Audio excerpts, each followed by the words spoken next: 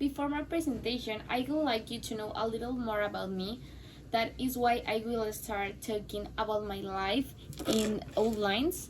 Well, 3 years ago, I have a business about boneless and wings, so it has given me like a great experience in my personal life to start studying the business administration in order to achieve my life purpose, that is create a number of businesses administration managed by me. My academic results are the base of my effort that I did and I make in each of my subjects and each of my activities to be worthy of each of my qualifications or grades. Well, I always emphasize and explore the maximum of my abilities and strengths, which are perseverance, responsibility, and the creativity. Well, with all the activities that I have to do nowadays as my private life, my business, and my school, and I have had to give me the opportunity to have time for each of the activities that I have. So, thank you very much, and let's start with the presentation. Hello, welcome to Netflix Bird. My name is Camila Guchin Abogado, and today I want to talk with you about this topic that is the platform or Netflix. Well, first started about that you should know about what you use. The technology nowadays are so big and stronger for us. We all the days use like social medias, apps, websites, and things like that. So we need to be careful with the things that we already did in our cell phones, computers, tablets, and things like that. So for that reason, I want to tell you about what Netflix is. And Netflix is an American entertainment company and streaming platform. Well, we started talking or mention about the chiefs that Netflix have. Well, first we have at Ted Hastings, and nowadays, since 2020, Ted Sarandos are part of this team. Well, we want to explain about the history of Netflix like in timeline, so we are going to mention and talk about some dates important that Netflix have in all his story. So, and everything starts in the year of 1991 in the month of August because Netflix registered in Scottsdale, California. And the next year, the video library started to have approximately of 900 titles. And we need to know that every idea leads to great projects. They started in a big different way that they already do nowadays. Now we have like an app or site web that we only enter with a account or with a password, and we have access to a lot of series, documentals, movies, and things like that. So in the next days, we need to start discussing a production construction. You need to understand the following dates. Well, in the year of 1999, they have a lot of subscribers news and sync up approximately 239 millions of subscribers. In the next year, Reed Hastings approached former Blockbuster CEO and asked him to buy Netflix and him down. He only lost on Reed and the Netflix team. So in this year, in 2000, they tried to be like a big theme to Blockbuster, but Blockbuster didn't want. So in the next year, at 2001, Netflix hits down 1 million subscribers and continue to grow up. In this year, they start to have a lot of people that be part of Netflix and consume his services.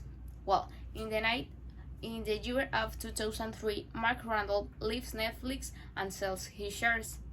3 years later, in 2006, Final becomes profitable, generating more than 80 million subscribers and rise to 6.3 millions. In the next year, they started to have new services like streaming content in TVs, computer, tablets. Nowadays, like I mentioned at the start of the presentation, now we have only to download the application in an iPad, tablet, cell phone and in the computers only we need to the website and enter with our account. Well, in the next one we have that Blockbusters files for bankruptcy. This was in the year of 2010, and this changed because it's focused to streaming and introduced in the USA. Well, we need to understand and come to the past because Netflix started with a conversation with the Blockbuster CEO to form part of Netflix and conform like a team. But in this case, like I already know, they don't accept this idea, and well, years later, you need to break up. Well, Netflix present in 50 countries in the year of 2015, and in the next year, Netflix goes live in 130 countries and start to use interface, subtitle, and dubbing. Wait, for me, these two dates are so interesting because we are talking that in a year they increase from 50 countries to 130 countries. This is more than the double account that they already started in 2015. So in this year we can come back and remind that we started in that years to be part of Netflix, to pay the subscription month to month, and start to download some movies, series, because Netflix have this point that you can download for example, some copies that you want to be in a series. You can download movies to watch later, and that's what's a little things that Netflix start to add in the platform, and it's a good point for a day. Well, continue with the dates. In the year of 2017 officially hits the 100 million in worldwide. In years more near nowadays, we have that in the 2021 they hit 209 million of subscribers in 190 countries, and nowadays they lost recently in this year lost 2,000 of subscribers because this is the first situation that they need to live in 10 years. We already we don't know what is the cause of this action that the subscriber did, but we are in the correct feeling that Netflix not only need or they only need to be part like a tradition that they only increase. No, this is something that in whatever company happens, that in some cases we have like a little or big troubles, but only this is okay. I suppose that Netflix have a lot of reasons that the subscribers lost, but this is like a good point that in 10 years is the first situation that they live. And for via like a conclusion, I want to talk about this topic because for me I think that a lot of people that we are going to watch this video, they don't know how it started the platform or Netflix. We only be part of all the public, and if all the people download Netflix and start to watch it, all the people start to do that. And for me, I think that is so important about the technology nowadays. If all the people do that, all the people copy this action, and first we need to think about what is an application.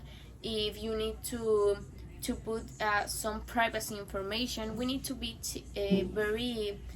very specific and about the use of the platforms. So I want to be like a final with a little paragraph that we must be educate people and not just watch popular content.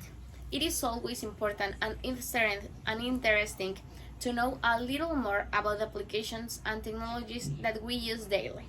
For that reason, I very grateful that you watched this video, and I hope that you learn something about this video, because that's my object in this presentation. So for me, that's all. My name is Camila Yochin Abogado, and thank you.